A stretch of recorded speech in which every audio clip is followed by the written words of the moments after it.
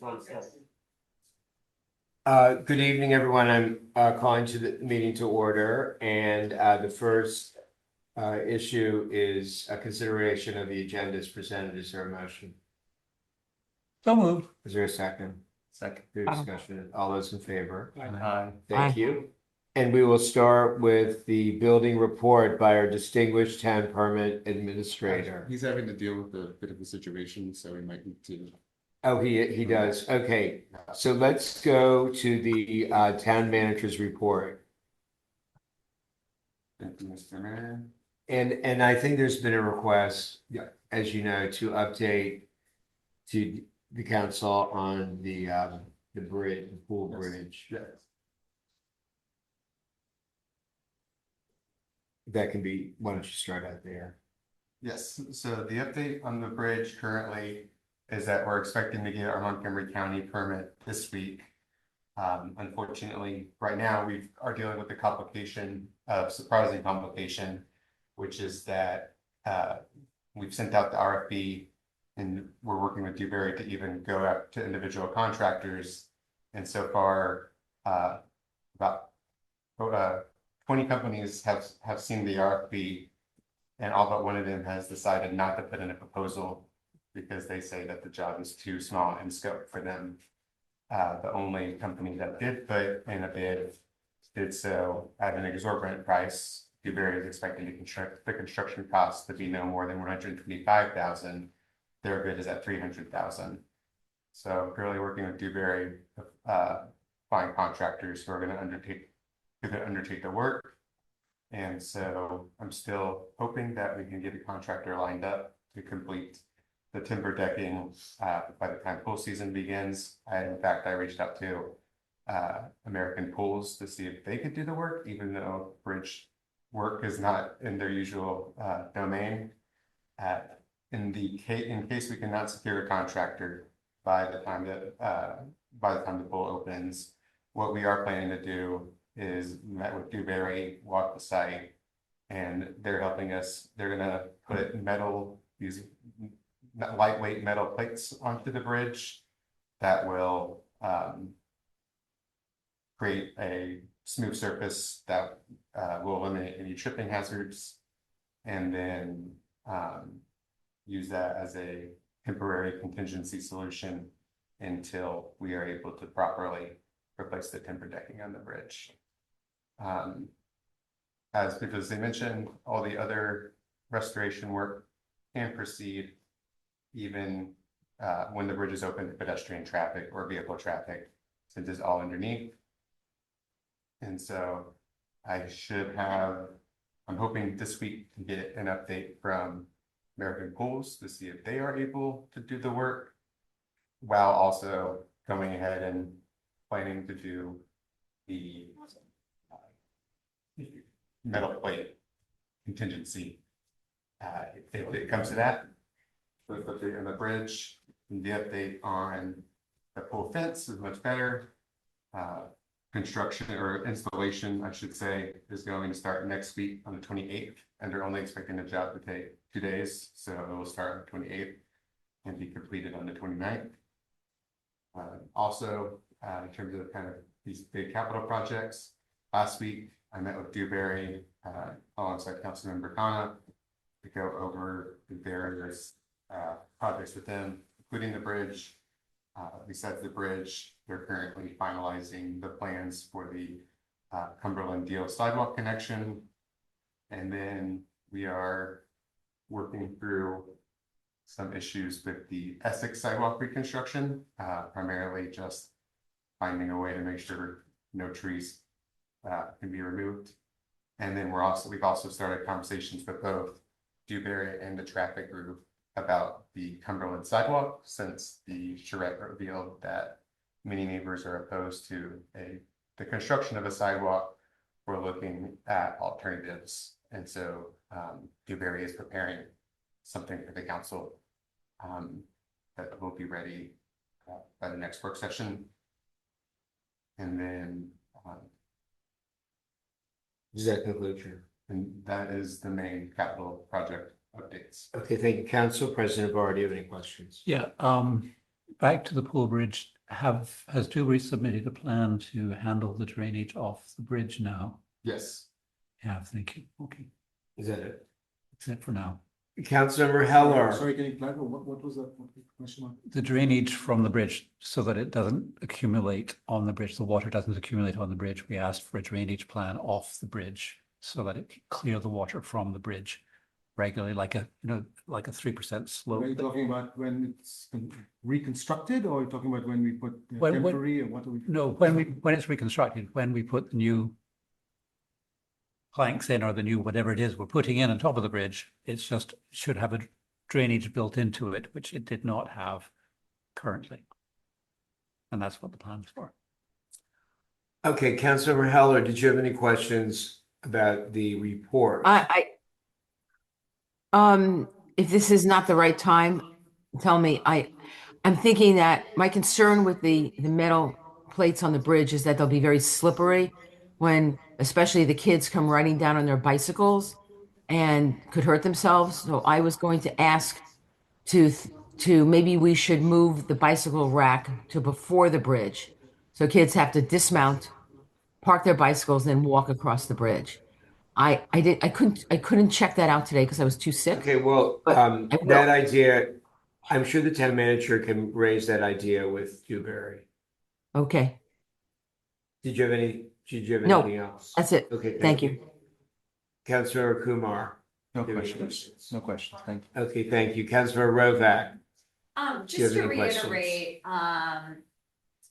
I mean, the bridge is not gonna fall down, like, Oh, no. if a car drives over or Absolutely. anything like No, that. it's not in any like immediate danger like that. Yeah, Mhm. okay, it's just a little bit hazardous. Yeah, and it's less that it's hazardous and more just that we need to repair it so that it has the proper carry weight it's supposed to, but it's not hazardous in terms of its current situation. Okay, I don't have any other questions. Okay, thank you. Councilmember Connor. Yes, so, I think that it would be important to have a bit more of a detailed plan for this.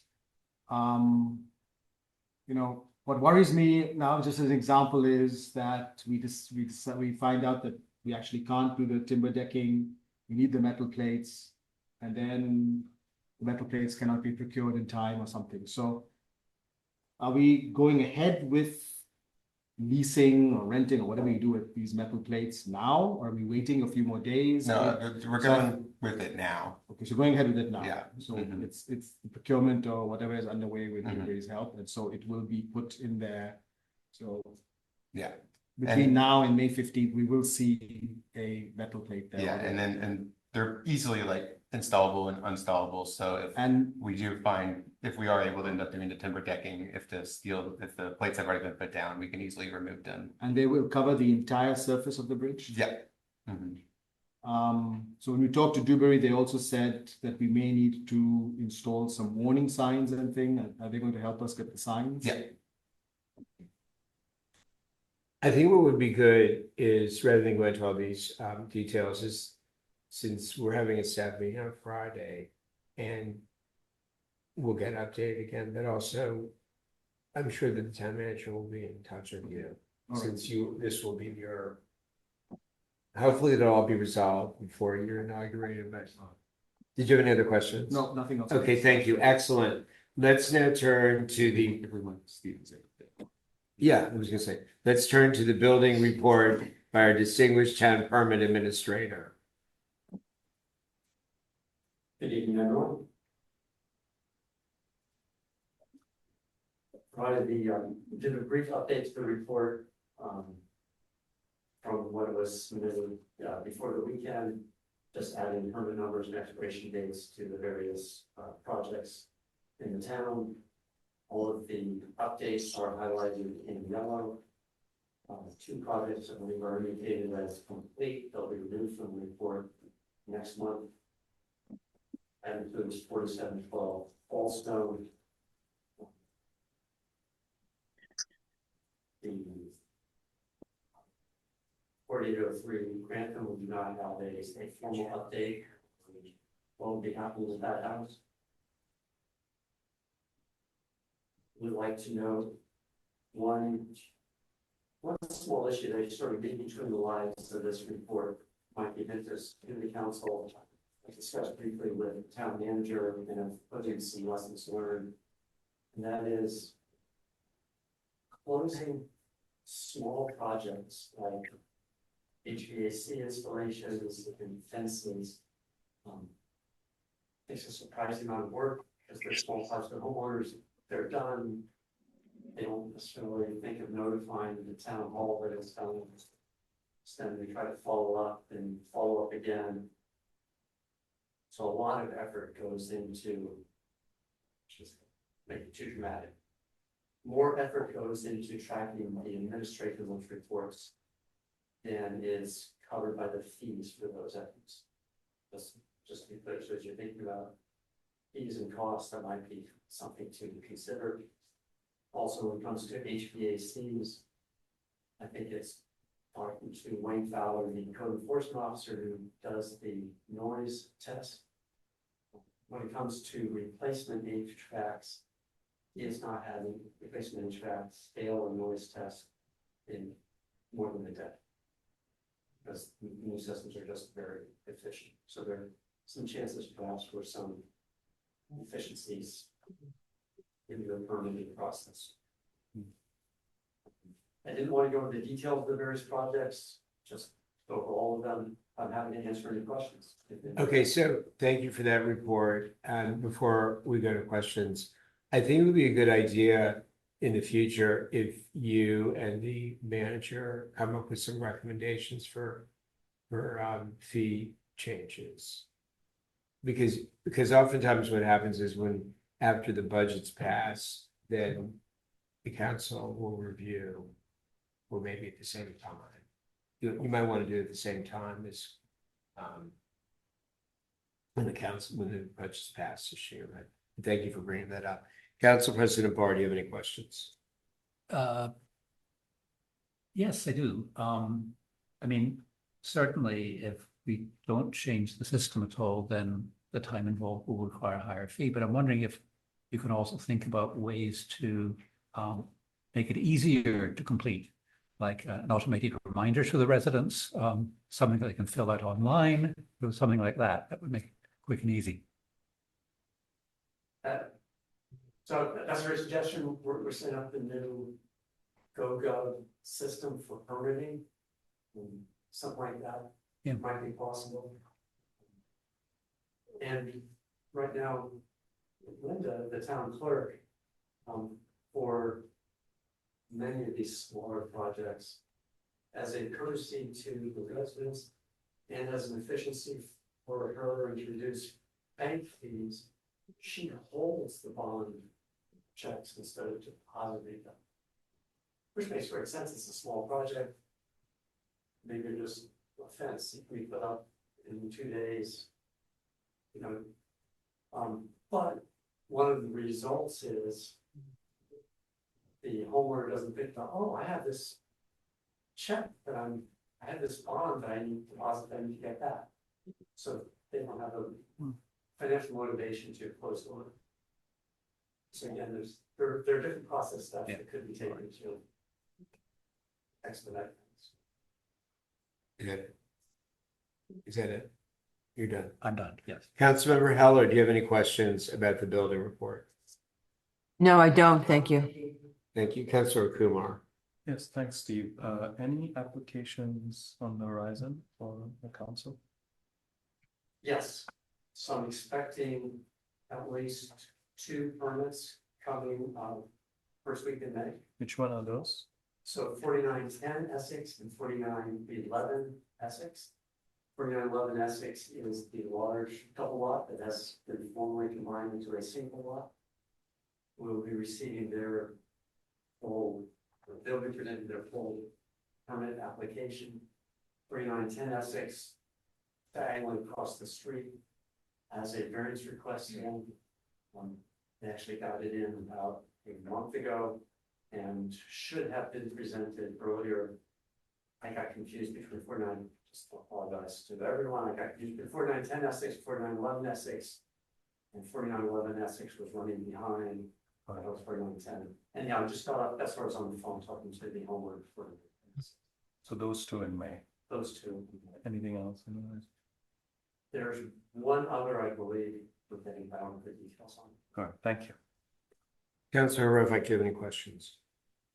I don't, but I just did an HVAC and so I could, I'm happy to share at whatever point when, you know, about the process. I did it. And it's just a replacement. Yeah. Is that it? I did not think that I should, I don't think I needed to write a bond check or whatever, for an HVAC placement, but, because it doesn't really impact anyone in the town. I don't know, that's just my thought. So, and that's a great question, it's in the code though. Yeah, so, but I mean, just, you know, I think I brought it to Rohit's attention, like, for future, you know, we might want to look at all of that. Yes. But let me point out that there was good public policy reasons at the time for passing that, but now maybe the circumstances have changed. That's why our laws are a living document. Thank you. Council Member Khan, do you have any questions? Yes, thanks, Steve. Also, thanks for confirming that, you know, the ones that are done will be removed from the report from next month. I did have a request. Could we also add into the report for each one of these, the permit expiration dates? Just so that we could, for the council, just to keep track of Absolutely. where they are and, you know, relative to the permit approval. I have individual ones that I want to just go through. Should I do them now? Yes, Yeah. So 5522 Greystone, you say that functional check remains to be conducted for the rain tank. Is there a particular reason that we've not been able to do it? Is there a problem with the property owner or anything? there are no known issues. I was monitoring the installation of the 1,700 gallon containment tank. It seemed to be installed correctly. But this is an example of one of those small stormwater management systems that it's required by the town, is not required by the county, since the county doesn't require it. Especially if it falls on the town. So I sent out a reminder email to the homeowners today saying we need to schedule a visit so I can test it. Okay. And then 5400 Trent, where we required the parking plan.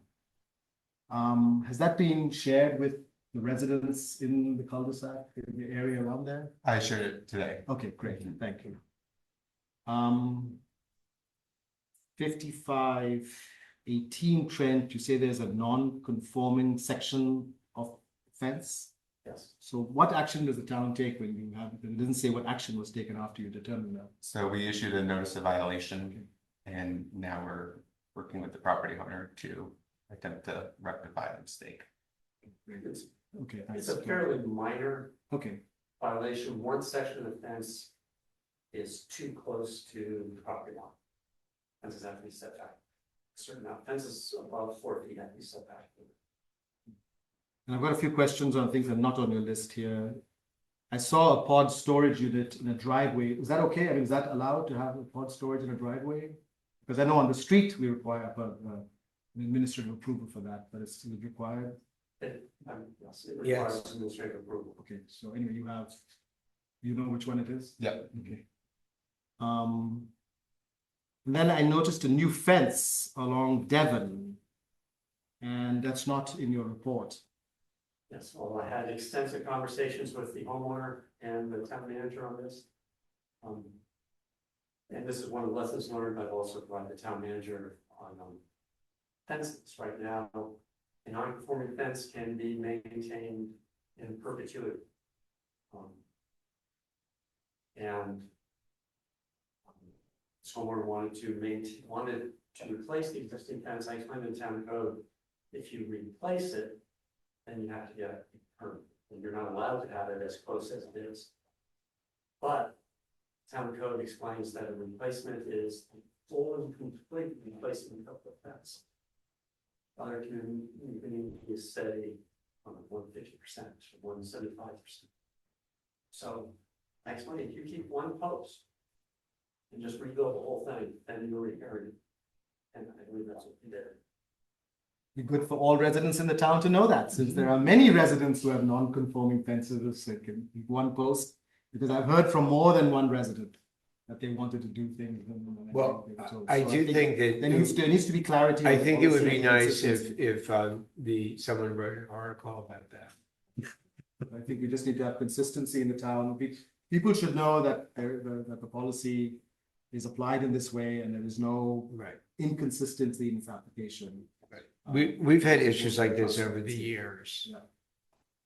Okay. So it just boils up, once in a while when people are doing work on the fences. And my last request is 5401 Uppingham. Can we get the sand cleared off the sidewalk? Yes. And I know we Yes. extended the permit and everything, but I the sent deal you- was they would clean up. Yes, I sent a reminder Yeah. email. Thank you for your email. Yeah. That's a tickler. Okay, I sent a thanks. reminder to Thank you very much. Lou Valadinas, the project manager and Okay. headquarters. Great, thank you. Well, thank you for bringing all that up. That's why we have the monthly building report. I'm saying a lot of stuff tonight for the benefit of our future council member.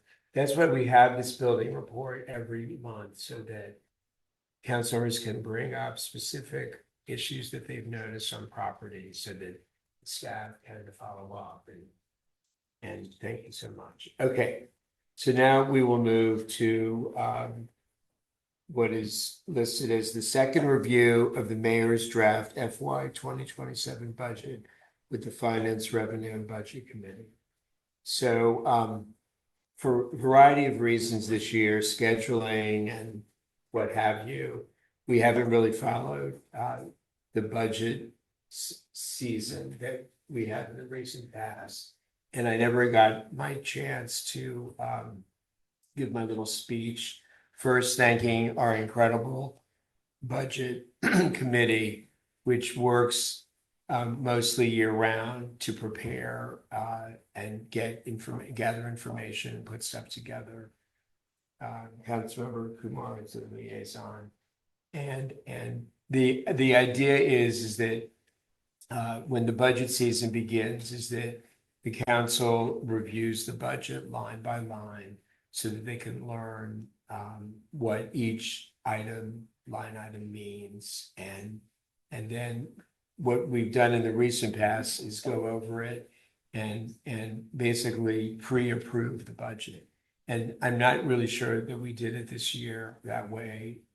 I wasn't here for some meetings, so some of it's my fault. But in any case, what I've decided is that we're going to keep working on the budget tonight. And if necessary, have another meeting, and then I will introduce the budget in May for the May town meeting. And then it will go through a month review input from the citizens. It might be necessary to hold a public hearing during that time at some point. And then the budget would need to be passed in June so that it will be going into effect on July. So, and the other speech that I give future Councilmember Doherty is that the really what the budget review and vote is really the most important thing that the council does. And for the last 18 years, they've really done an outstanding job, and the creation of the committee has really helped. And I know that Council President Barr was, I think you were on the first, but which on the first budget committee, right? And so we've come a long, long way. So what I thought we could do tonight is, I know that our future mayor had a lot of outstanding questions. So I thought what we would do is start with him posing these questions and getting the answers. And then we could, I don't know, does the budget chair wish to say anything before did you have anything to add? Because, I missed the one meeting and then, and if you do, if you want to come over to you want to say anything before we, and maybe just stay there in case people have questions. Just very quickly, I think there was some updates that the town manager has outlined in communication prior to this meeting on some revenue lines. We got additional information from the state for income tax, which lowered our income tax projection by 180,000. A couple of other small items which the manager can talk through. They were the major ones. Sorry, how much to lower the income tax protection by? 180,000. Okay. Yeah, Robin, Council President Barr had reached out and suggested we actually double check which was the budget. And they were very responsive and gave us their estimate. So for conservatism, we took their estimate. I suspect it'll be a little higher, but nonetheless, better to do that. It'll be lower. You'll see that in the current version of the budget. Everything else should be pretty standard. And then manager has some outstanding questions he's been answering. Okay, so if you don't mind staying there, and Councilmember Khanna, if you want to pose all those questions and have the town manager respond, and then I'll take questions from the council in case they have. We prefer to go through one by one, is that right? Yeah, why don't you do that? Yeah.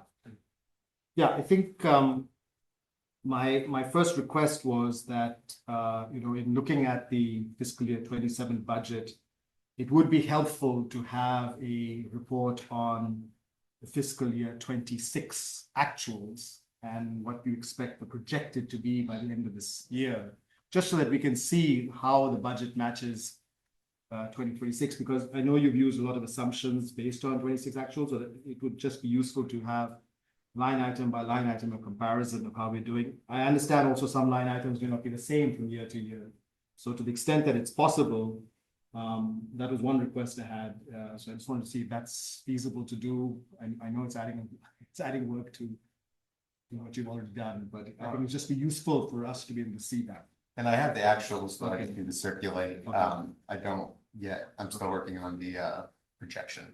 I Okay, can circulate the actuals. Thank you. My next point is that at the March work session, I think one of the things that came up was since so much of this year's budget, a little bit of next, well, maybe not, mainly this year's budget has been ARPA spend. And we were going to get a more detailed report on how the ARPA money has been spent and what amount might be left over at the end of this year and so on and so forth. So I still don't see that in the package. So Yeah, I think, that's the other thing I would like to see for the council to have is to have a report on the ARPA money. So that was my second request. So hopefully we will have that before the May meeting. Yes. Yeah, I'm just finalizing some numbers because at the same time I'm preparing a report for the council. I'm also doing our annual report with the treasury. And so I'm waiting to get one more thing from the treasury in terms of their criteria, and then I will use that to finalize the report to the council. Thanks. My third query relates to mostly on the recreational facilities line items, where there's in the justification and also in the companion guide, it refers to the assumptions. And I guess my question was, do we mean, as in other cases, FY26 actuals extrapolated, or are these really not FY26 actuals extrapolated, but some other assumptions? Yeah, so they, for the most part, are FY26 assumptions actually. So the guest pass number is an assumption of 1,500 guest passes because in summer 2025, there was 1,501 guest passes purchased through Venmo and Member Splash. Water aerobics is based on the numbers in Member Splash for the 2025 pool season. For early bird swim, it's more of a assumption because we're raising the number of participants this year to 48 as a new maximum. So I as an assumption, with the budget committee, that new maximum as the budget line. And then in regards to tennis, the town averages around 100 households per year. I guess it's in the full breakdown, but just as an example, I put how since 2016, the low was 71 in 2018, and the high was 114 in 2021. Okay. So, yeah, and I mean, similarly, the town hall rental fees, it says assumption of 2 private events a month. Is that assumption in FY 26 we averaged 2, or is that So different it's- projection? from It's, last year? yes, but some of those, sometimes in a month, we might have 3 or 4 events, and in 1 month, we might have 0 events. So I guess I should, to be more accurate, it would be a complete number rather than per month. Because we usually average. Yeah, but- so an annual number, but this is, Yeah. this number is based on how many events we had throughout the year in 2026. Yeah, but I should, I mean, is it Is it- more or less or the same as 2026? it's the same as 2026. Because the reason I want to come back to one specific item, which is water aerobics, which is something I know something about, surprisingly. Because this assumption or whatever it is of 1 to 2 guests per session is not accurate. I'm there and I know that we have more than 1 or 2 guests per session. So either the record keeping was not accurate or our assumptions are not accurately capturing what happened. So that's why this is why, you know, my alert antenna went up, because at least there's one of these that I Okay, don't, well, I don't this is an follow. example of you can make a suggestion, and if others agree, we'll plug in the number you think is right. Well, I mean, unfortunately, it'd be rather anecdotal for me to be saying this is what I estimated the total number of But guests per I session. mean, that's Yeah, that's and good. so the kind of reason for that number is because last year we started tracking it on Member Splash. And since we removed the resident fee, what I think had happened is that residents didn't always put in how many guests they were bringing. Yeah, So we don't quite have an accurate number of guests. I'll just say 2 things on that. To EJ's point, anything that's based on Member Splash, you will find some discrepancy because it's not religiously followed. So your lived experience will be very different from the data that he's using for his assumptions. And the second thing is, that's what EJ was trying to say earlier. I presume, I don't know if you're at every session, every water aerobic session. So I think he's putting the assumption on a monthly or a session basis, but he's also trying to calibrate it with the total guest number he had. So he was doing, what was the other previous line item that you were mentioning? town hall. Exactly. It's sort of, he's like, okay, these many events happen in the year. I'm going to put it as 2 a month. But in reality, it's not really 2 a month. Some months more, some months No, of less. course, we Yeah. averaged it out for the Yeah. year. So that, But so- for sure on water aerobics, it is more than 1 to 2 per session. This I'm so 100% sure. So what would be helpful is to get it recorded in Member Splash yes, in more absolutely religious right. spaces. I think that this points to the fact that Member Splash is a problem for us. We can't have a situation where essentially we have been depriving ourselves of guest fee revenue because town residents have been bringing in. It's not guests. major revenue. It's not major revenue, but revenue is We can revenue. live And- without the and- $30. Yeah, But Well, that let's discussion go is for for it. another day, but right now, we're just trying to decide what number to plug in, and your Well, experience I there think, is more valuable. yeah, I mean, to be honest, I think because it's a decimal point on our budget, Yes. I'm not really. That was particularly our concerned. attitude For too. me, Yeah. for me, there are 2 things that come out of this. One is Member Splash is not reliable, and that is a systemic issue that we as a town need to fix. It's not a budget issue, but a system issue. Right, well, that's a future. That's a different, yeah, one Wait, quick thing on members, it's actually Yeah. a good thing, it's just getting everyone to use it consistently. And that is behavior, and but which we can get there. Yeah, Which so I we think, can so get I there. think, I Yeah. think that the pool committee needs to look into this, need to figure out what and we have to work with American Pool to have better, I don't know how the system works, but it needs to work better.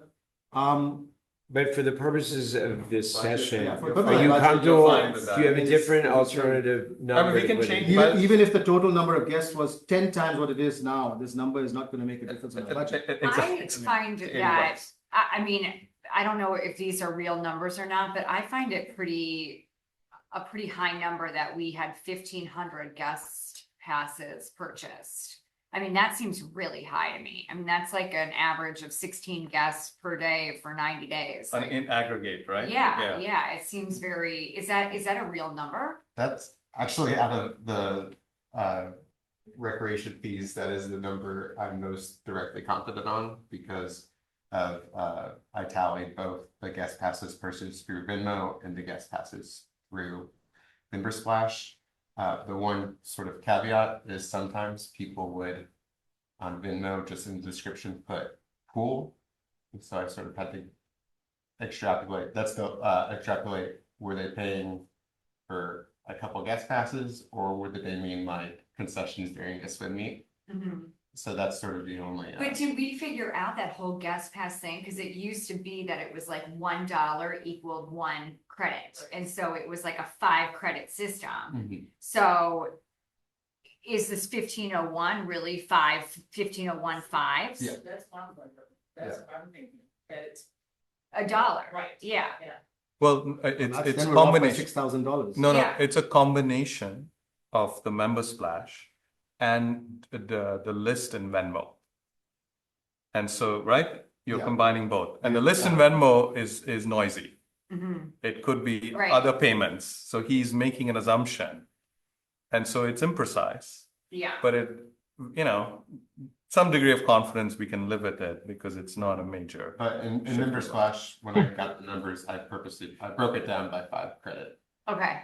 So that wasn't counting individuals. So membership splash, it corresponds to what you're saying, but on the Venmo side, it could be a mixture of things, Yeah. which we are not 100% sure on. Can I say something? Go ahead. I'd like to say that one point is that we underestimate what a Best Buy we are, which is why we have so many guests. Maybe that's a good thing. We can debate that another time. The second point I want to make is that this is not only a member splash problem, this is a front desk problem that we have to look at, with our front desk truly, checking in guests, and we'll really have a better number. So that's what I wanted to say. Yeah, if I can just close out my point on this. So there's obviously the member splash and the pool management question, which, in a separate discussion we need to come to.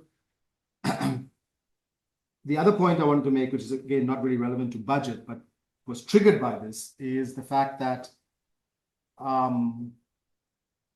we probably, just following up what you said, Debbie, it is such good value that we have probably too many guests coming for water aerobics. It is resulting from time to time in the lap lanes being utilized. So we reduce the lap lanes from 3 to 2 during that time sometimes because there are so many guests. Does this mean I can join more aerobics now? Okay. No, well, I think water aerobics should be free for I residents. think we're getting off on Yeah. why we're here. I But think I that's, would like to come back to that put later. all these on your Yeah. future agendas. And also for the pool committee. This is really something to be assigned to the start of the pool committee. Yeah. Okay, then moving on. But this is why future council member, why the budget discussion is so important, because all of these issues come up and we can have a whole agenda for the year. Next. Yes. Next in item. your companion guide, there are several line items that are references to coordination costs, program administration costs, etc., explaining what these are for. And what I wasn't quite clear about is that since we have staff responsible for many of these line items, and their costs are covered under the personnel, why do we refer to program administration costs and coordination costs under other line items? Yeah, so basically the line items that appears under underwater aerobics class expenditures, I kind of was separating instructor fees from the program administration, which is like the overhead for the company, but that overhead is just added into the instructor fees. So that's The reason is I was treating them as separate, but really it's just the same thing. And then for Halloween, when I was talking about coordination, I was referring to the off-duty police, but I also mentioned public safety support, which was originally in reference to the extra signage, but really it just makes sense that the signage and police are both public safety support. Okay, so that's something that maybe you can just edit this guide for future reference. Yeah. That's clear. Yeah, okay, thanks. And then in your guide, there's a reference to aquatic programming, something carried out by American Pool, and maybe you can just clarify what we mean by aquatic Yeah. programming. The aquatic programming is in reference to our contract stipulating that 5 nights of summer, the pool will have extended hours for special events, and that if requested, American Pools will assist with other activities, such as providing payroll for the Somerset Dolphins swim team coaches, but they are currently doing so. And so that's where that came in. Okay, so these are not any specific programs. No, it's not. Okay. And then when you have a reference to the tree care contract, you refer there to their role in tree health assessment, which is also referenced in our arborist responsibilities. So could you just clarify why we have tree health assessment in 2 line items? Yeah, and so I've already edited for the tree care contract, but basically, in case of the arborist being unavailable, for example, Dr. Feather was on vacation and a resident said that they believe that their tree was an emergency and they are seeking an emergency removal permit, then we still can use our tree care contractor for a health assessment, though we haven't had to do so. And so I just updated it into the guide to say that in emergencies, if the arborist is unavailable. So it's the backup. Yeah. Okay. My next question is on the composting. I see that we have a budget request for almost 39,000 for the compost collection contract. And I think we've had this discussion before in the council. It would be useful to know what the participation rate is for this line item. I'm comparing a bigger thing broken down by week, but basically from January to September 2025, 255 homes participated in the composting program. During that same period, there was 103 homes that did not participate. And so since then, they have been taken off the list. So this year, or late last year, I should say, the number of households we were paying for compost went down from 358 to 255. And so the number in the budget is based off of 255 households, which is the amount currently. And how does that differ from, like, I guess the last true fiscal that we could measure it back versus? I can get that, compare the exact dollar amounts, but it's going to be savings because in fiscal year 2026, we had budgeted for a drop in homes, but it wasn't quite the 255. It was more around 300 instead of more significant drop than expected. Yeah, I'm wondering like how many people ended up like really opting in from that program. Actually, sorry I actually did an analysis of that for the committee because I wanted to explain what the opt-out thing meant. And we went from roughly 50% were participating forward to about 65% when we switched to opt-out. The new people coming in weren't quite as constant as the other people, but we're certainly participating in it. Yeah, are we confident that we're not paying for people who aren't using it? Now we are, we double checked and everything and basically have removed the people who have not participated at all. And then this week we started with Compost Crew reaching out to households that have participated, but at a very low threshold, because there's like some households that have like, we'll put it out like once a month. And we're reaching out just to see if like, okay, is that like just because you only have a compost for once a month, or so you still are participating, but it's just Different family member priorities. That's another reason. Whose turn is it to put out the bins is what you're saying. Exactly. That's right. Got it. Missing inner liner. Hmm. So anyway, we're going to get a report from Yeah, Almost that's a- broken. Yeah, and it'd it's be gonna just good to broken by have week. their methodology and everything on how they came up with the 255 and Mhm. the occasional participants in the program and what we're going to be doing about that and so on. So, okay. Then we have a $75,000 request for the tennis under the CapEx, I believe. It doesn't explain this here, but my understanding from the last discussion in March was that this was for a restroom Yes. dedicated to tennis courts. And I know we had quite a bit of a discussion on the subject last time. It's back in here again, but there's no resolution of the issues that came up. So I don't know if there's somebody here from the tennis committee or whether the budget committee wants to speak on behalf of the tennis committee. Well, I'm on the Oh. tennis committee, but no one brought it to me, so So- I don't know So, what the reason who's behind this? And I mean, Well, this has been a how do we request for, deal with this? this has been a request for many, many years. My understanding is that it's not just the tennis committee, it's an outdoor toilet facility for the town. That the tennis committee put forward as an idea that was then examined by the budget committee, and this is just an estimate of the cost to be refined by a contractor, but it would provide outdoor facilities for town hall events, the workers, garden workers, the tennis committee, anyone using the recreational facilities here. So in some ways, it's a little bit mislabeled, really as an outdoor town toilet. Yes, and it, what we heard, I don't know who it was, but we heard that it would be like that, potentially built into that building with outdoor access. So any event that happens would have outdoor access, because right now it's this bathroom.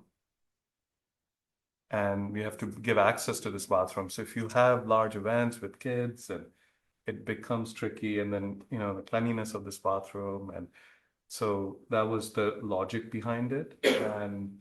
But the cost does feel, we all thought it was on the high end, Yeah. but we don't know where it will land. No, once I it- mean, but building a bathroom in your house is 70, I think that was- 75 grand. I mean, or, depending on the piping, it's definitely 50 to Yes, 75. and let alone the staff, right? Because it's staff access. Yeah, well, and, Yeah. and the reason the Yeah. estimate's on the higher side too is because basically they would have to relocate That's right. the The piping from that end, it's in the back over there, like I don't think it's Water- high. yeah. So that, you're probably right. Yeah, I don't know whether it's high or not. So it's not like a tennis player facility, it's an outdoor bathroom access I for guess the everyone. discussion we need to have is, regardless of whether it's tennis only or not, or, whether we think 75 is high or not. I guess the question is whether it's a good idea to have an outdoor bathroom or not, or whether for events, we just rent a porta potty or two, if you're gonna do that, which will be a fraction of the price. But I think that it's something that is a problem for the working of the government. That people want to use this bathroom. It's really just for the building and the visitors to the building, not for just anybody off the street. So I mean, maybe How do we maybe the manage staff that? wants to address, because this has been requested for probably 10 years, right, Yeah. Linda? Yeah. I think the other way to do it, I mean, first of all, almost everything has a underlying assumption and some background research. While this is probably where it will land, we will need to know the exact cost estimate. So one can approve the budget, but we don't approve the activity until we get the full estimate and we get the full proposal, which we can do subsequently, which we do all the time. And this estimate specifically we did have an architect just come and look at the building. And obviously it's still very rough. I mean, when Shannon was talking, I suddenly had this thought that it probably could go above that. But so let's get the full estimate. Remember, the purpose of this is for the introduction of the Yes. budget. Then the budget is released to the town. And perhaps people will come in and say, we really need this, Yep. but they'll come in and say, we really don't need it. Yeah. So the And we are decision- volunteering to clean the bathroom. Tonight, we're just talking about whether we're gonna put a placeholder in the introduced budget. Yes, I think that when we when we revise this for the formal introduction of the budget, then I think we should move this out of the tennis court line and move it to the town hall line. That's a good idea. So Let's that do it's that. clear that it's part of the infrastructure Yeah. around Okay, here. That's a well, good that's idea. good. That's a good idea. Okay, my last. just That's one- why so all these are excellent, and this is why this is why we scrutinize the budget before it's introduced. So keep In going. case you were all wondering when this would ever end, the last question I have is, We're not wondering. But it doesn't have to be. to clarify, in your 5-year projection here, the line in the reserves where you say contributions, so our contributions for 2027 was 90,000. And then from 28 onwards, this number jumps 584, 700 and something, 800, 900. Now, looking at this, the way I see it, the reason why that's happening is because our capital expenditure is dropping by that amount. But is that really a realistic way of, and this is my question, I'm thinking aloud, is this really a realistic way of doing a 5-year projection Okay. to anticipate that the next 5 years, our capital expenditures will be dropping like Yeah, this? we have an answer. Okay, before you delve into this question, let's explain, maybe the chair wants to explain that about how we have this unique concept of the 5-year plan, which is not something that is approved by the council. And what we've done is the budget committee basically creates it, and it's a guide for the council when they're voting on the budget. So you want to elaborate, because Mr. Tynan Chair Tynan is an amazing expert on these things. It is mandated, by extended government to put in a 5-year non-binding estimate of just the fiscal responsibility without any reason, but it's useful for our purposes. We look at it, as you're saying, the committee splits up OPEX and CAPEX. And to your point, the meta point is yes. As Councilmember Kabir has talked about, the budget committee is very keen to start a proper capital planning process based on assets. So splitting up into not repair and maintenance, but refurbishment, replacement, and by asset class. Because of the ARPA funding, which the town was used very well, we've done a refurb of almost every single major asset. So that's why you see CAPEX precipitously decline in out years, which is good. I think the challenge is to now take those assets and plan out refurbishment costs over the next 5 years and 10 years. In another meeting, I'm sure we'll talk about some policy changes to the reserve accounts as well, to think about infrastructure planning post 5 years, 5 to 10 years. So in essence, the committee is very interested to move forward on proper capital planning. For the moment, these are best case estimates of refurbishment. And given most of the assets have been replaced or refurbished in the last 2 or 3 years, then they warrant a lower cost than not repair and maintenance, but refurbishment. And in some ways, the committee has been planning for this, to make this capital expenditure and then bring back reserve growth as part of its policy or goals over the next few years. Subject to the council. Thank you. Go ahead. I was just gonna comment real quick about the 5-year fiscal plan. It's a code requirement that every year when the mayor delivers the budget, a 5-year fiscal plan reflecting an analysis is also presented, and council has, of course, the opportunity to comment. But it also specifies that unlike the actual budget, the council need not take formal action on the plan. Well, they're not supposed, it's not need not, it's just that they don't, it's not, it's a guide, it's a very good guide. Thank you. Okay, did you have any more? Thank you. Council President Barr, did you want to ask any questions? Yeah, I had a couple of points to make. On the 5-year plan, it actually is. First of all, on the streets and sidewalks, that's 68,000. I think was a simple error there, actually.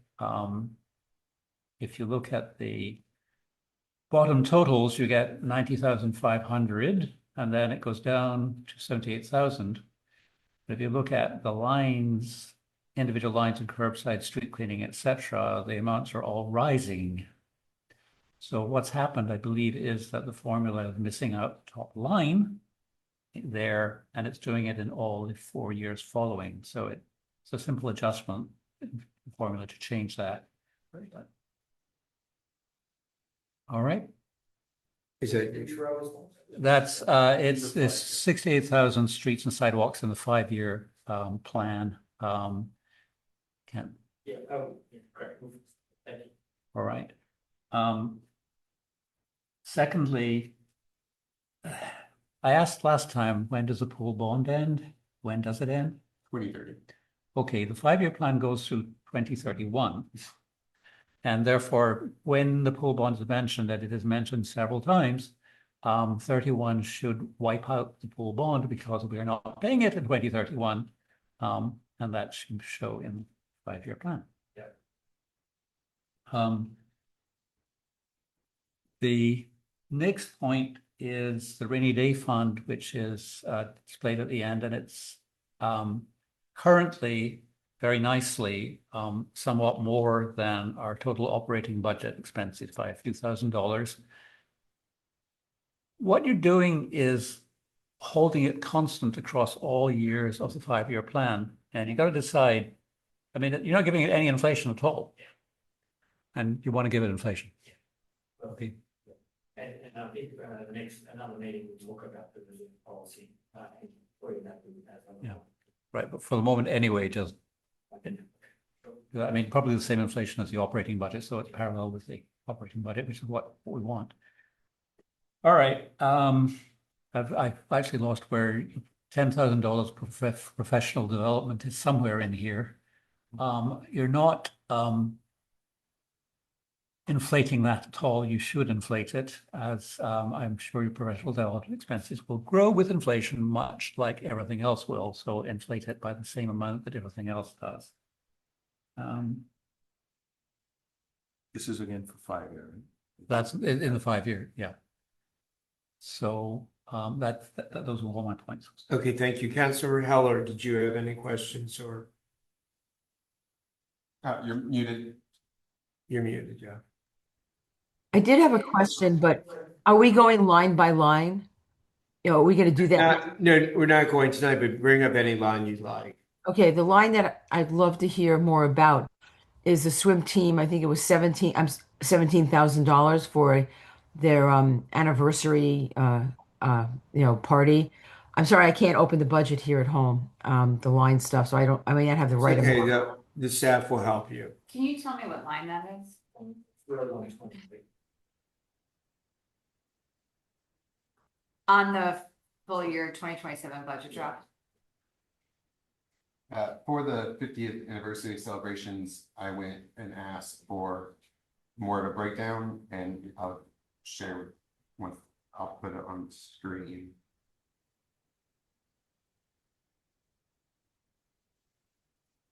This is what was submitted to the town in regards to 50th.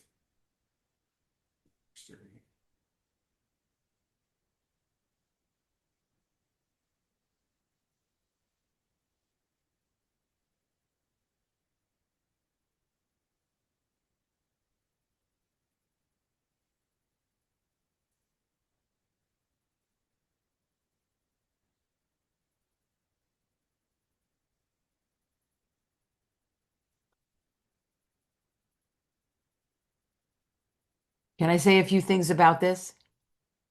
Of course. Okay.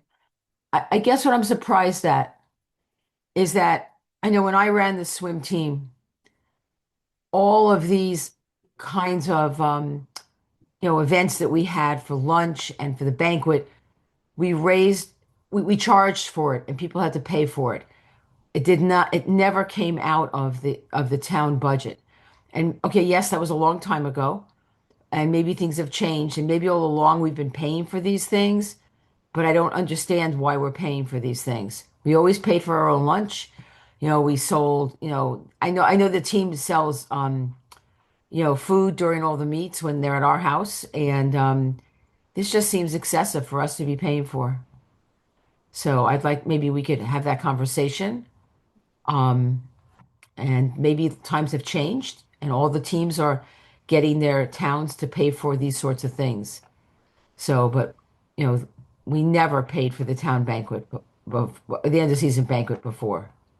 So maybe we did last year and I didn't catch that.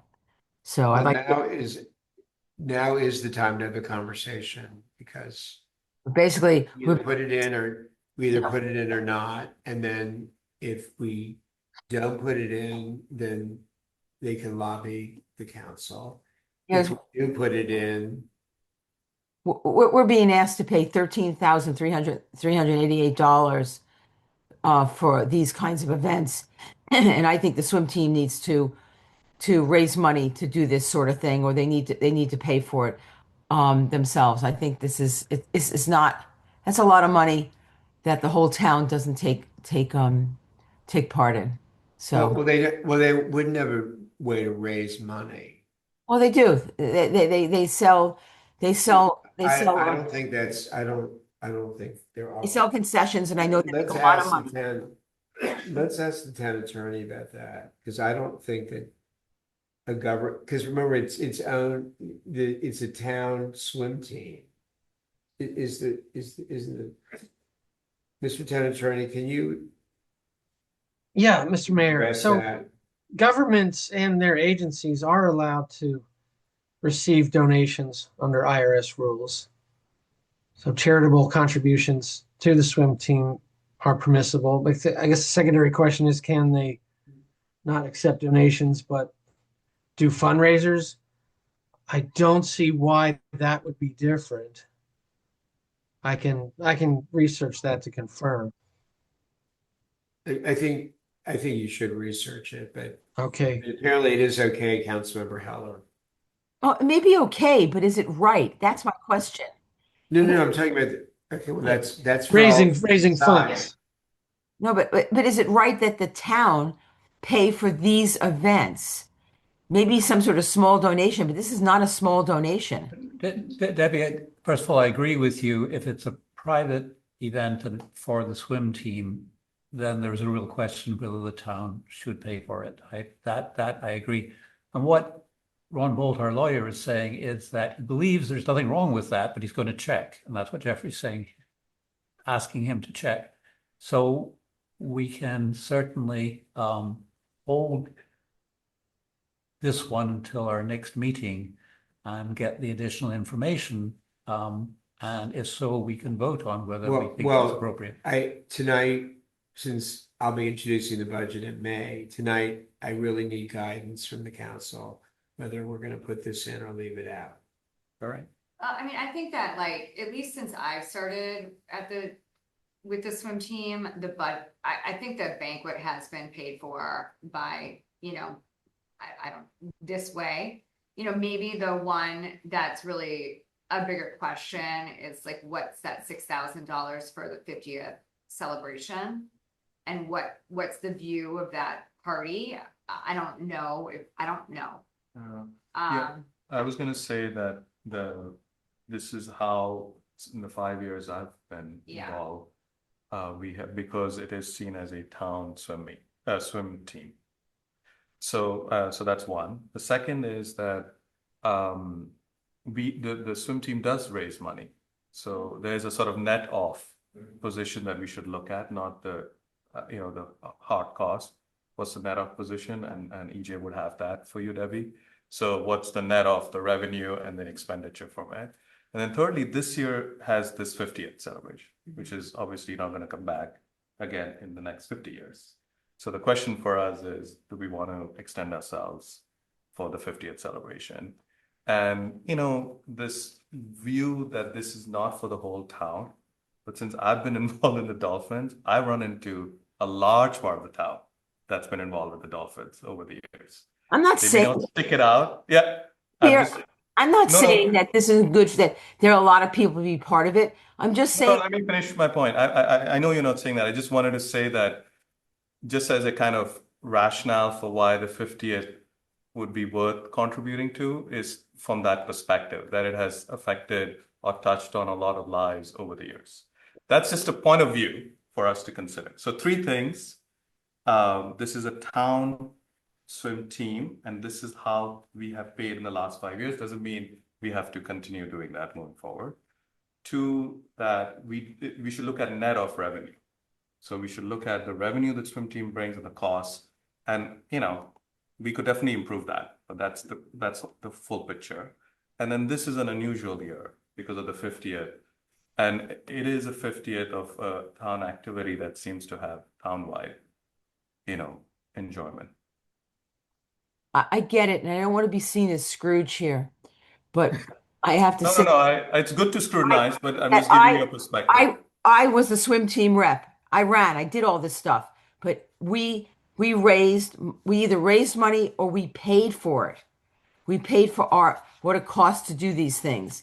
And I think we should be doing that again. And I know I might be called Scrooge at the end of the day, but and I hope there are no eggs on my house, because I don't want to Toilet paper is definitely Well, coming. it's- No, I'm saying that people are paying. That's why we should look at it sort of net of revenue. So I don't know what that. They raised $24,000, so in fees, around $400 a year, I think we pay for the season and plus the concessions, so there's 24, and yeah, it's an offset of the 68 expenses, so it's not insignificant subsidy to the town. Yeah, so it sounds like a subsidy, and it sounds like a majority of you are fine with putting it as a placeholder, so.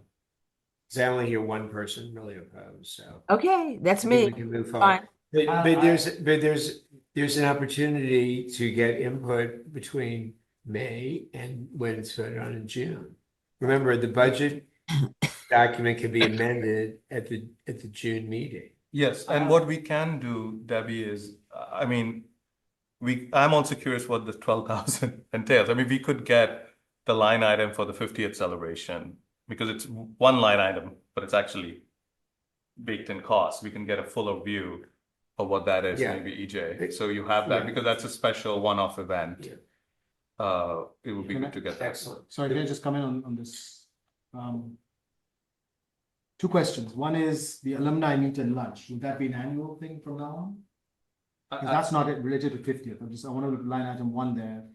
The $3,000 that town will pay 100% as an alumni meet. Is that going to be an annual thing from now on? Yeah, let's clarify, because I'm not sure if it's even the 17,000 or it's just the 6. So, or Yeah, the town well- manager. Well, one of the purposes of these meetings is the questions are raised and the swim team group should be ask these questions, so the information comes back so you can debate things. And certainly, I think where you're going is that they should provide a budget for these events. There should be a budget So for we these know, events, but we know where they're raising But I the also money. have a separate concern, which I really would like the budget committee to explain to me is, Yeah. I think, correct me if I'm wrong, I think this is the only line item, or at least the most significant line item, where the expenditure will be incurred by non-staff. That it will be, the town will essentially reimburse residents or who are serving on the, I don't know who will incur the $13,388 that the town is supposed to pay, which means that someone will be submitting receipts to the town and we will be reimbursing them. I think this is the only line item in the whole budget that operates that way. And so my question is, for you experts, is that okay? I mean, is that subject to sufficient controls, accountability, checks? What's the audit risk over here? Because our staff, we know what the controls are and how it's managed. And everything, I mean, I think even the youth council expenses, I think are done through towns, the town writing the checks and paying. This one is a bit different. So my question is a little bit different from Well, Debbie's. It's not questioning the whether the town should pay or not. It's whether we have adequate controls and checks Right. to make But that's- sure that the whole reimbursement. We haven't answered. That is it, but that's a separate issue that you and I have discussed that needs to be explored. But tonight, we're really just talking about the number to put in.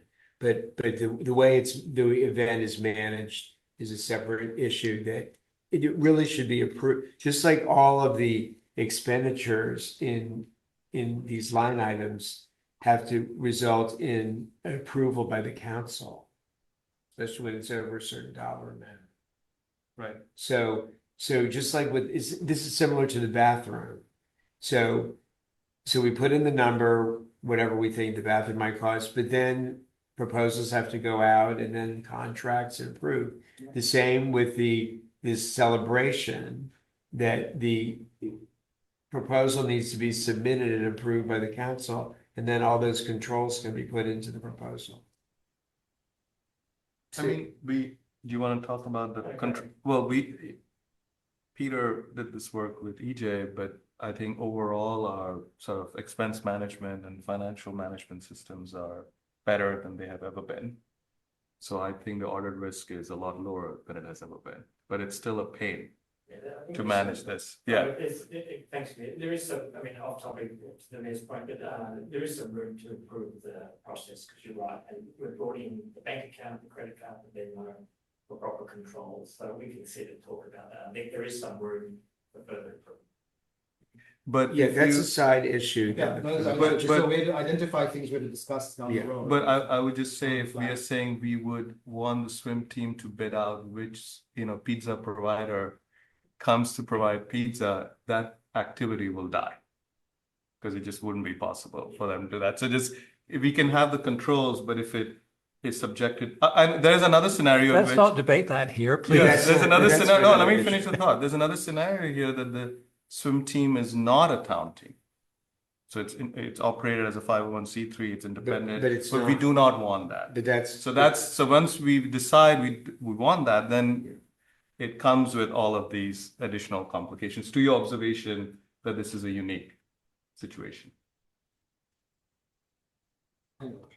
I would like at some point to come back to the question of when the town's putting in, as I said, I agree with you, let's put it in the placeholder, I have no problem with that. But down the road, when the town's putting $13,000 of everybody's money into,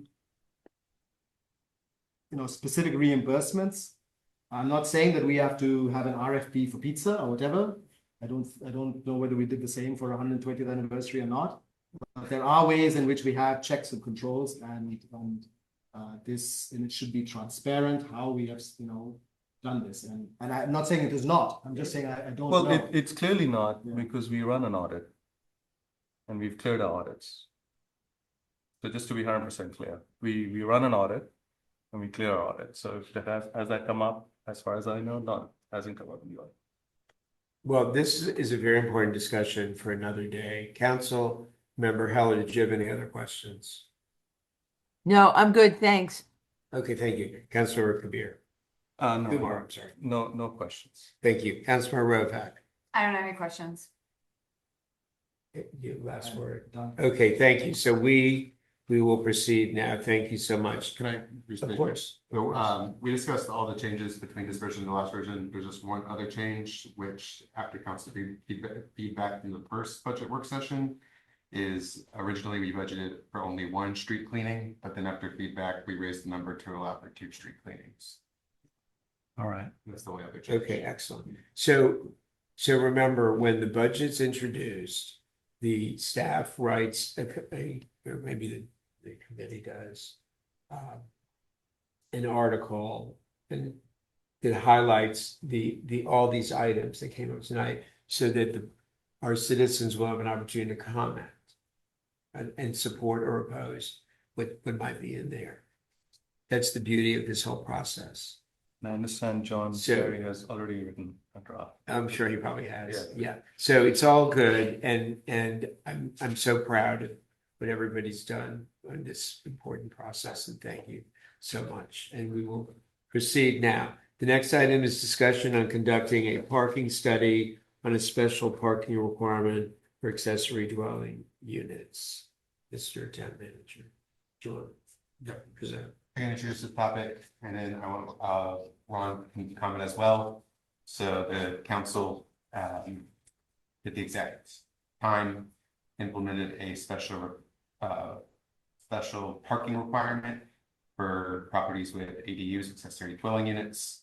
And then the state passed a law where municipalities like ours are putting special requirements on ADUs prior to the end of this year, even before then a study done by the municipality needs to be conducted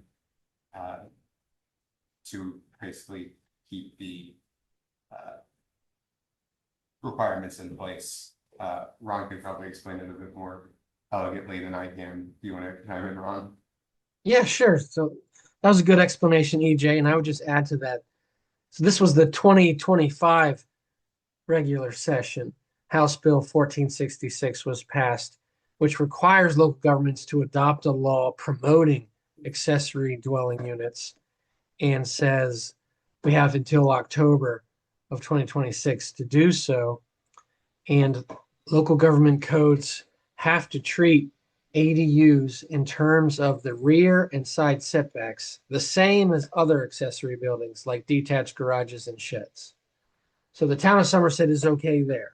The town has not imposed special setbacks for ADUs. But that law also says if a local government imposes any off-street or on-site parking requirements for ADUs, for example, if you have a code requirement that says you need at least one parking spot dedicated for any ADU, then such a requirement has to be supported by a traffic study, and the code lists some things that have to be considered as part of that traffic study. So as EJ noted, the town has such a special parking requirement for ADUs, and so the town council needs to decide, are we going to keep that requirement? And if so, we have to do the parking study, or do we delete that requirement in lieu of doing the parking study? So what is your either you or the town manager, before I take questions, how are we going to go about? Are we Yes. gonna hire somebody, who would we hire? What's the Yeah. proposal? We would hire a traffic engineer, and the traffic engineer would need to look at the cost to construct off-street parking spaces, whether sufficient curb area exists along the front line of the property to accommodate on-street parking, the increase in impervious surface due to the creation of new off-street parking, and the relation to any applicable stormwater management plans, and variability due to size of the lot, parcel, or tract on which the ADU is located. And we have to offer a waiver or variance process for the parking requirement. So basically, based on those criteria, the parking study needs to demonstrate that there is a shortage of parking on the street, and we have other concerns with respect to preserving curb area and addressing stormwater drainage, such that our requirement for a special parking space for an ADU is justified. And that could be put together by a traffic engineer. So the question tonight is whether the council will request the town manager to prepare an RFP for the study. Correct. Or alternatively, to just delete that parking requirement from the code and save the burden and expense of going through the study. Okay. And that would be decided if you think the risk of ADUs coming in is rather remote.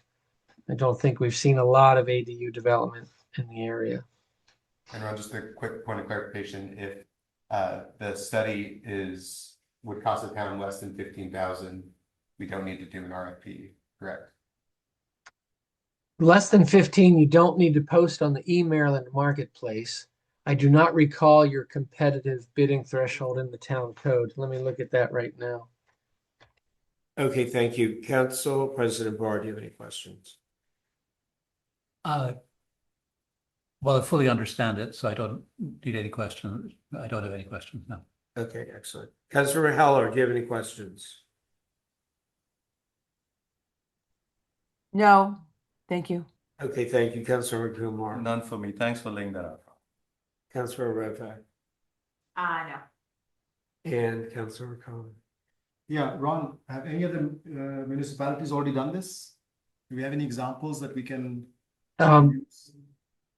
So, in terms of acquiring the traffic study, no. I have one client, the Village of North Chevy Chase. I think they're leaning towards just deleting the parking requirement in lieu of going through the study because they don't feel like the ADUs are coming in great numbers. Village of Martin's Additions is considering it presently, and so is the town of Chevy Chase, but no one's actually gotten the study yet for me to share that with you. I actually have a question. Go for it. So if we do go forward and get the study done from the town in order to kind of justify why we have that, how long is that study good for? Are we gonna have to do it yearly or bi-yearly or? No, it would just need to be done once in order to justify that And code then requirement. everything's grandfathered in? Yes, Yeah. until the law changes again. Which, you know, Okay. lately we're getting ADU bills every year. This Okay, year. what's the pleasure of the three, of the majority of you? So I'll just say that we've had, I believe, one ADU come through the council since the new policy went into effect and we approved it. That's it. One. Okay, so what's your pleasure? Do we know how many ADUs we have in town? At least 3. Yeah, I was gonna say 4 or 5, I believe. And me and Steve can look and get the exact number to you. But it is a very low amount. Do you want to wait till he gets that information before you make a decision on this? Wait, what's the bill number for this? Whoops, I just closed that email. 2025. And it was 1466. And we have to have the study done by what date? You have to have the code. I'm sorry. Yeah, the code requirements are due by October 1, 2026. So, working backwards, I don't know how long it's going to take an engineer to come up with that study, but yeah, October 1 is the deadline. So, Mr. Town Attorney, based on what you're hearing, what's your recommendation?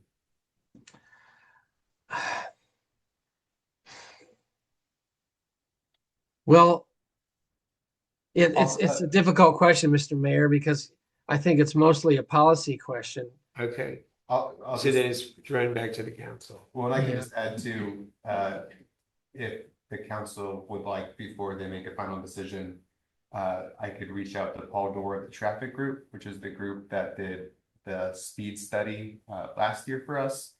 And I could see, what that scope of work and cost would entail for this parking study from them.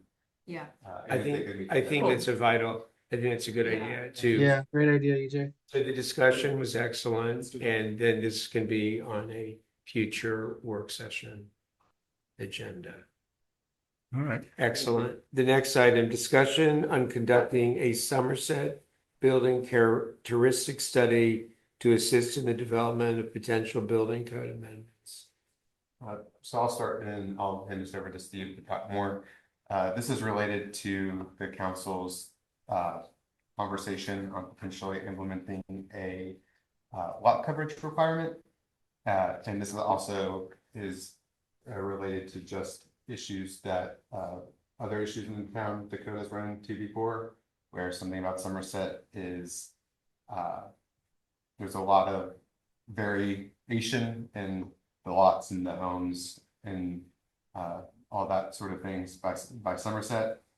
And so basically this study would be done by Steve to assess the building characteristics of houses, including a footprint, lot coverage, gross square footage, floor area ratio, height, setbacks, non-vegetative cover. And then be able to review and prepare a summary to the council that could be used when talking about these technical amendments that council is considering, such as implementing a non-vegetative cover or a lot coverage requirement. To provide more information on the current town makeup of the council. Mr.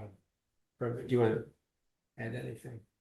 Mr. Permit Administrator, I always forget, he has so many titles.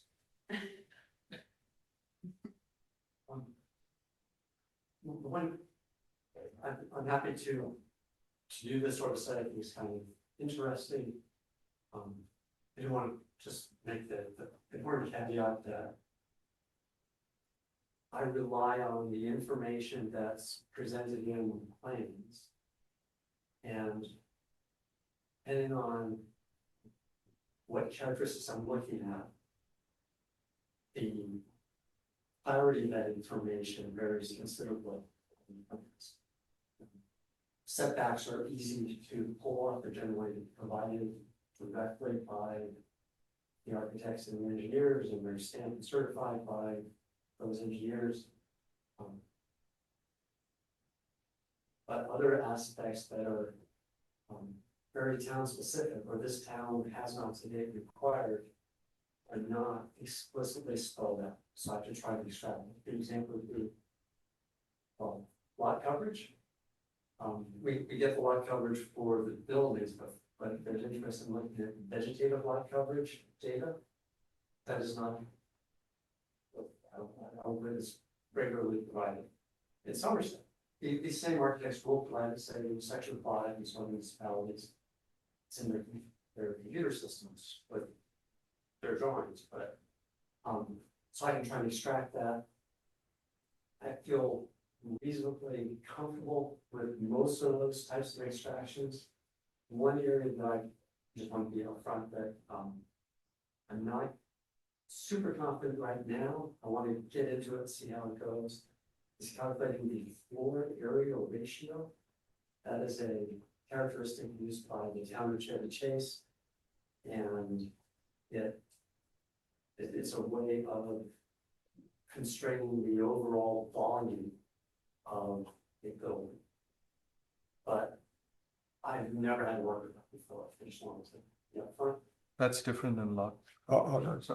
No, so it's like looking at the square footage of each floor, and maybe the square footage in the basement, I'm not sure. And then you do some calculations. Feeling area. Yeah, it's a Okay, total. hold on. Well, that's going to explain it. Before you That's it. have, before we take questions, let me just ask you one thing. How many hours do you think this will take you? So, Because we have to, there's a cost involved. so my rough guess was, say, It was 30 hours. was Yeah. your- 30 hours, okay, good. 30 hours. Does that conclude your proposal? Yes. Thank you. Council President Parr. What I was trying to say was, the floor area ratio is the ratio of the total square footage in the home, including the basement, compared to the yard as a whole, the lot as a whole. And then what the town of Chevy Chase has started set a requirement like 50%. So in other words, you can't have more than 50% in your ratio calculation of house. It varied a bit by the size of the lot, but that's the principle. So, Thank you. That's a great explanation. Did you have any questions? yeah, how much time is it going to take you? You just said 30 hours. All right, okay, all right. And what I will say is that on housing generally, there was a whole lot of interest in housing at the forum yesterday. It was very clear that there's a lot of interest in pattern of houses that are getting built in the town just now. And that my read was that people aren't entirely happy with that. Councilmember Heller, do you have any questions? No, I You're don't. muted. I'm Okay, unmuted. No, I don't. I think it's a good idea to do this. thank you. Councilmember Kumar. No, I got my question answered. Okay, thank you. Councilmember Reva, Oh, any questions? do you think that starting today or tomorrow or this week, we should start incorporating into our building permits, like some of these questions that the other towns are asking, so that we will have that data provided by the developers. I think it's a great idea. It'll certainly simplify collection of the data. The only issue is it'll take probably years to collect a meaningful data set. Right, but I mean, we might as well start now. If other towns are doing it and we're asking these questions, we might as well start, you know, our forms that have that incorporated into it as well. Know how. Hmm? Know how. Yeah, Well, I think that's a great suggestion, and if I may, ask Ron, we have recently formalized a pre-design meeting with all applicants. So before the town submits a required municipality letter for the homeowner to seek a county permit, they have to have this meeting basically with me to talk about the town's code. Can I, even if it's not in our code, Ron, at this pre-design meeting, can I ask the contractors or homeowners for some additional information like floor area ratio? Yeah, I think that would be permissible. And it's not difficult for the architect to calculate because once they've done the floor plans, they have all those measurements. yeah, because it's not really explicitly said in our town code what we ask anyway, right? So it's just another, it would just be helpful for them to fill it out up front. And the meeting itself is in the code for variance.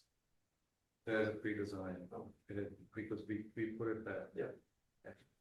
And then, you know, I mean, part of like going into this conversation while we talked about, you know, the lot, I've been talking about the lot coverage amount for an entire property. And, you know, one of the things that why we're looking to do that, in my view, is because, you know, we've got the house itself, which is really only what Montgomery County seems to be concerned about. But then we have the driveway and the back garage and the patios and, you know, all of those things that come along with the house that don't get counted in Montgomery County's, you know, whatever they do. So is that going to be easy for you to figure out, like how to do all of those extras? It will vary depending on the year that, or when the permits were submitted, the drawings were submitted. For the last couple of years, the stormwater management system, all of those impervious surface areas, they calculate. Okay. They presented in different parts of the drawings, but it's all. Yeah. Okay. All right. Great. I think it's Okay, thank you. Councilmember Khan. Yes, thanks very much, Steve. And I think this is great. And I think it would provide us, you know, some of the data we need to move forward with these code amendments that we've been talking about. I have one question, but I have one concern. The question I have is, I presume that when we recently adopted the height limits, that there was some survey done and you have all that data of the existing condition, existing heights all through the town. So that should be something we, you know, is over and above this, we should have we should have that data, right? I do not have that data. So, we looked at it based on, you know, kind of, we looked at the different towns and what they were doing. we did do a So, height survey in Somerset? No, we did, it I'll was send like it to a, you. Doug did it, I'll send it to you. yeah. Okay. It was like a table Yeah. in Matt's report, Yeah, we do have it, I'll We have send it. it to Yeah, it'd be Steve. great if we can add that. but it wasn't a true scientific survey. It was a street by street estimate, Street price. Okay. which we used as Anyway, versus. have a look at it and Yeah. see if it passes the laugh test or not. Yeah, Uh, no, it for will your pass purposes. it will Yeah. pass the laugh test, but it wasn't a Yeah. scientific survey. Okay, So, but this relates to my broader point is that the assessment that you're proposing is the characteristics of the additions and infill developments. And I think that this really needs to be a little bit broader than that.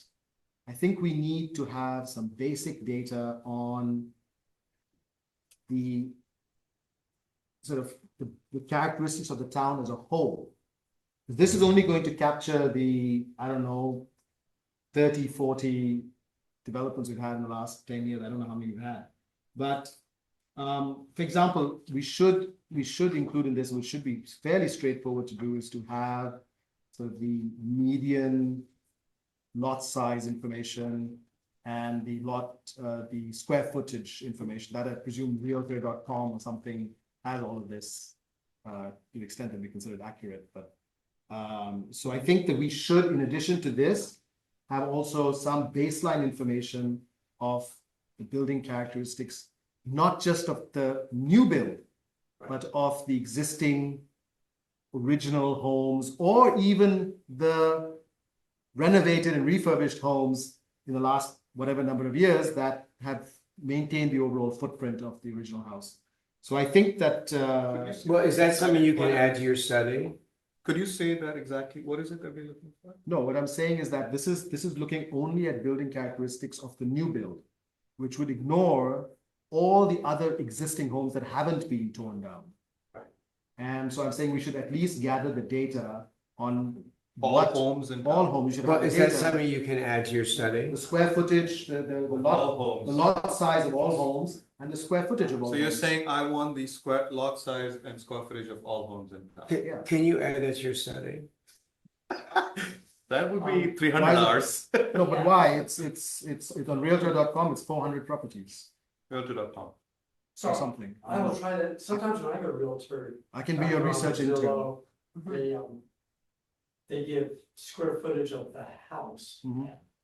But it's like if it's a two-story house, they'll say, it's 3,500 square feet, but you don't know the footprint size of the Yeah. house. Our house on Realtor.com is half the square feet.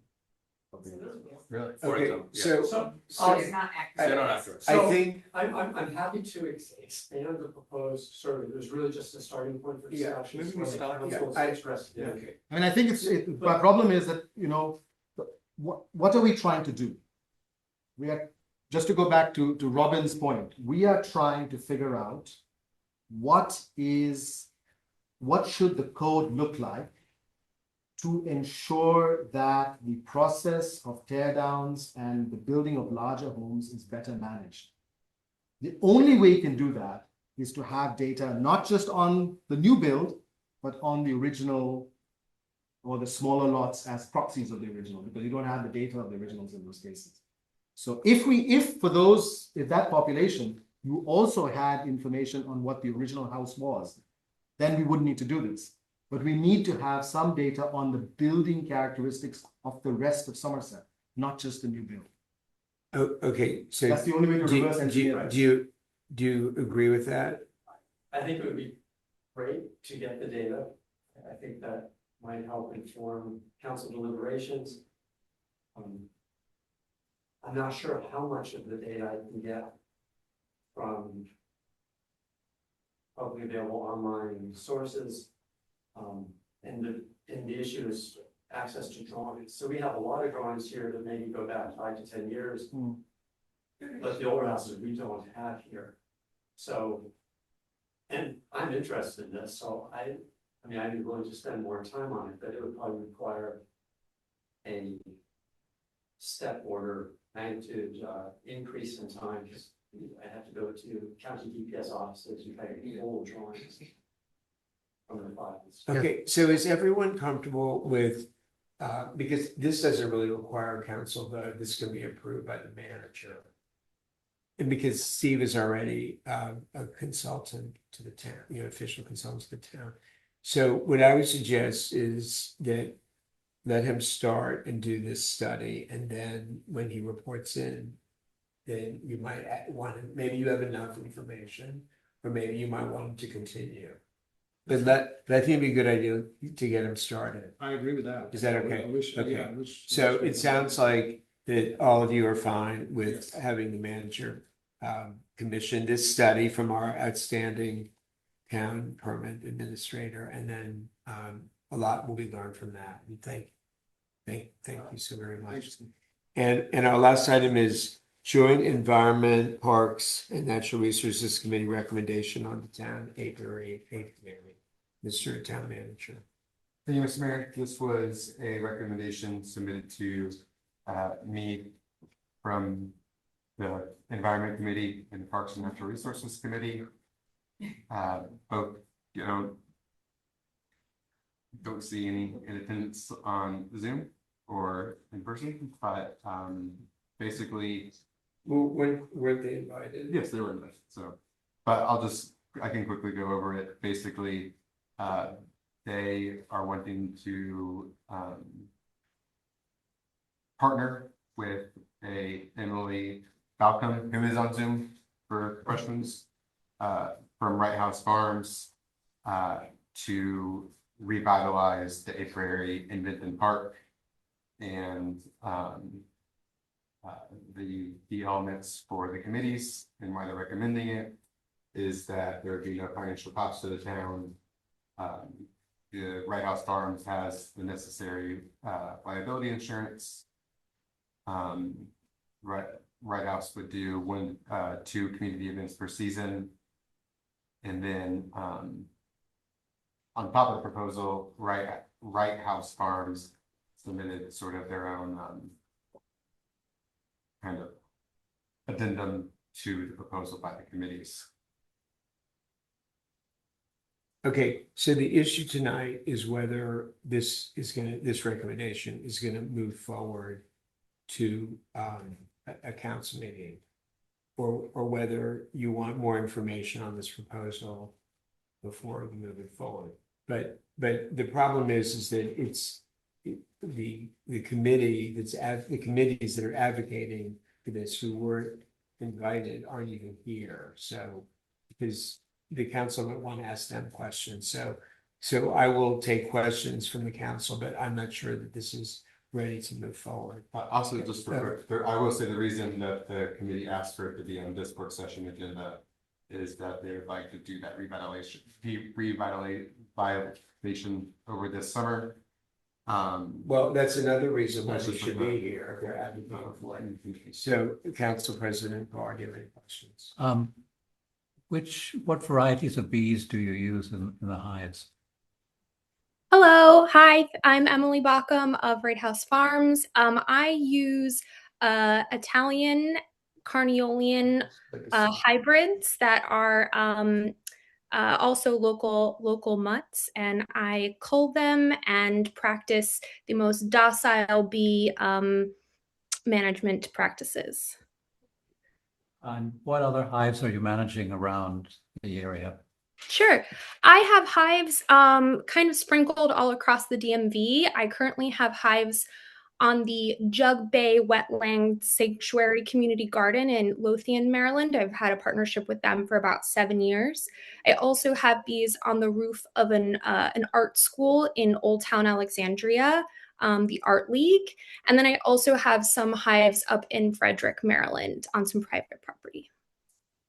Have you looked at our site and do you think it's appropriate for your hives?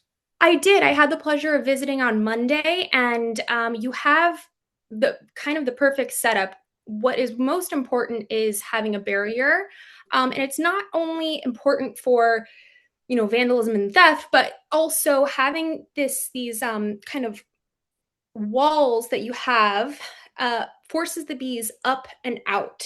So really all they want to do is forage for food. They don't really want to be around humans, but let's say a human were to walk right up, they really are still going to go up and out because of the barrier that you already have in place. All right, thank you. Is it all? That's my question. Okay. Councilor Heller, do you have any questions? You're on mute. You're on mute. I guess my overall concern about this is that I think the committee needs to be here to talk about it and explain their thinking to us. And Right. I know Rohit has come up with some articles about this that make me wonder, do we really want to do this? So I think we need the committee to have a robust discussion about this first. And I do want to thank this vendor thank you so much for being here tonight. Thank you. We do have a process, and I don't really think that the council's to the point of selecting and making a decision on a vendor until they hear what the options are. It's really, I don't think that the council has really decided whether we're going to continue with an apiary or not. So, did you have any other questions, Councilmember Heller? No, I don't, but thank you for being here. Councilmember Kumar? Yeah, I remember someone at a prior council meeting or work session bringing up this view that the current apiary is in disrepair, or Yeah, so. can you give us an update on sort of what's the status quo? Yeah, and that's sort of that public comment is what, Yeah, could you remind us do you remember the public yes, comment? so the Okay, public comment was by Matt It's by Finn Matt Finn. on Dorset. and it is behind his house? Yes. Okay, And basically his public comment was that the apiary area had been overgrown. It wasn't that the fencing and like signs and everything, that's all still good. It was just since there's been no beekeeper for the apiary, it hasn't been mowed, so it was just overgrowing. and he was saying that either we keep it and invest in it, or we dismantle Yeah, it. that's Okay, what he that was his request, yeah. Yeah, and Okay, then that's what inspired the committees to do this recommendation. okay, and then you said two committees? Yeah, the environment and PNRC. Okay, and you are on the, Liaison to PNRC, yeah. and they've discussed this on the, They actually were supposed to be discussing it at the May 6th meeting. There's a little bit in advance of their. I see. And then thirdly, is there any cost involved to the, According to the proposal, there is no cost involved. there's no cost involved? Okay. So Emily, thank you so much for being here, and thank you for answering our questions, and thank you for the work you do. Why are you not charging us? Well, that's a good question. I have a lot of bees and they need homes. And I really enjoy engaging with communities. I think that honeybees are, for at least for me, they have been a gateway bug. They are managed, so we can, as a community, see them and we can engage with them, and they spark conversation about native bees. I personally am going through a Master of Melitology program. Well, I haven't started yet, but I am applying to be part of a Master Melitology program and get quite involved with native bee research, as well as honeybee research allows us to gain insight to pollen, which I then take my pollen and I submit it to different researchers, and they can do analysis, which not only benefit honeybees, but all different types of other insects as well. So I guess the reason for not charging is it's more like a partnership, in that I am able to engage with local communities. I'm able to do what the side of the work that, gives me joy, I guess. I don't have as many communities that I am able to engage with on a level as one that Somerset provides. So that's kind of why it was of interest to me. The opportunity was forwarded to me by a friend who is actually a honeybee inspector for the state of Maryland. And so I reached out. Great, thank you. So, Councilor Kumar, that was a very good question, because if you decide to move forward tonight with this, to put it on the agenda, you would also want to request that the town attorney prepare an agreement. Yes. So that's the issue. So, okay, Councilor, do you have any questions? So as far as your participation in, monitoring the bees or whatever you do for them, how often does that happen, and how often do you check on them? Great question. I'm a bit of a helicopter mom for bees, especially when there are bees in an urban environment. I check on them. I'm in them once to twice a week during the prime season, which is spring into summer. And then I'm pretty much in them every week until they are into fall and winter, and they kind of go into what we somewhat of a hibernation mode.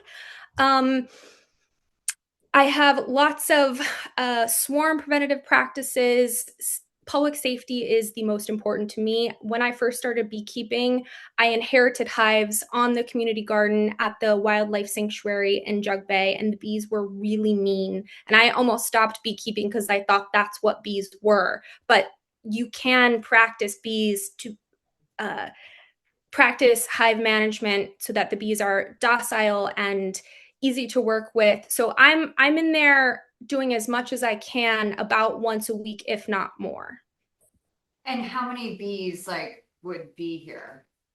Well, I checked out the site and I would probably max at 4. I also am quite conscious of your ecological system. I would never want to put more than, I think research says it's between like 6 and 8 hives become a risk of impacting native bees. So I really max out, or I would max that space out at 4. So 4 hives, Yes. not 4 bees. No, not 4 bees. The number of bees. Don't you want to ask if you'll get honey? Oh, yeah. And then and how many bees are in a hive? Well, that's a really good question. It changes throughout the year. Their population ebbs and flows. In the spring, they build up. At the max, they could be 40,000 bees. And in the winter, they could be 10,000 bees. They only live for about 6 weeks.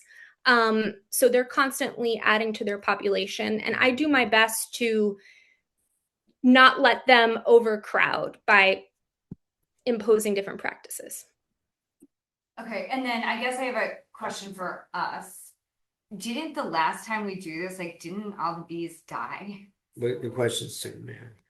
Yeah, so what happened last time, and part of this is before I actually started working at the town, so as far as my understanding is the environment committee made the recommendation for the creation of the apiary that was approved by the council, and then the environment committee went and got a volunteer beekeeper. Unlike in this case, though, unlike Emily, who has like a company, this one was just a true volunteer. And at some point, she stopped tending to the bees and then let us know that she couldn't do it because she had to care for her mother, and by that point, the bees were already dead, and that's how it was died. And maybe the town attorney, you remember some of the facts too. I can't add to that though, Mr. Mayor. Yeah, I just learned about it at the meetings. Well, it was a complete disaster. Yeah. Did you have any other questions? Does anyone remember the amount of money the last company asked us for? $8,000. Yeah, that was the minimum. It went up to 14,000 by the time it's 8,000 per year. Yeah. Yeah. All right, I don't have any other questions. Councilor Khan.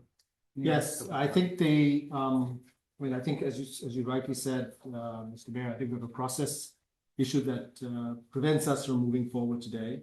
Neither committee has actually met to vote on this proposal.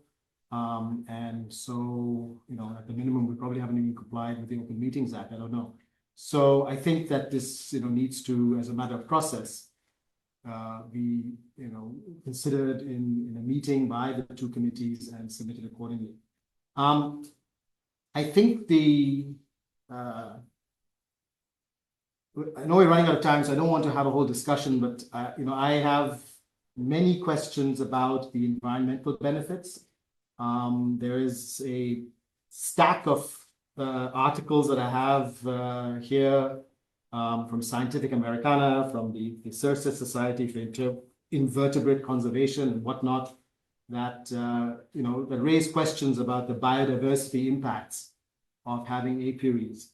And so I think this requires a little bit more study by us.